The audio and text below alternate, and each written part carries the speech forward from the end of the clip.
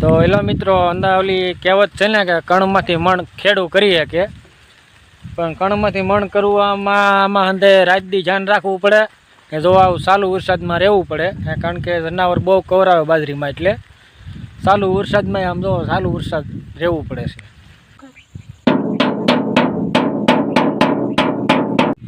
તો જોઈ લીધી ને આપણી ટેકનોલોજી કેમ છે ને. આ જોતરે રાખવું પડે, આ ઉલ્લરિયું જોતર છે અને હારે રાખવું પડે. અહીંયા બાજરી છે આપણી ને અહીંયા રાજદિયાનું ધ્યાન રાખવું પડે, ઢોલ વાવા વગાડવા પડે, તોય ત્યાં જનાવર કે હારે નહીં, તોય છતાં રહેવું તો પડે જ રાજદી.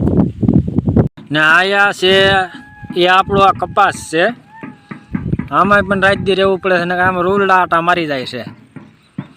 આવો છે કપાસ ને અહીંયા બધા આવા તોરણ ટીંગાડ્યા છે, તોય પણ કે જાનવર કે જનાવર કે કોઈ પણ હારતા નથી.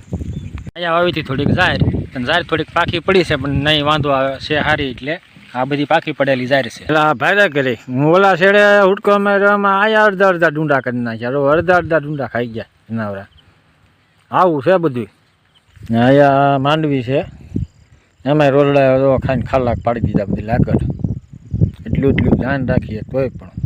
ને અહીંયા છે આપણો બંગલો છે, બંગલામાં બેન પોરો ખાઈ લઈએ.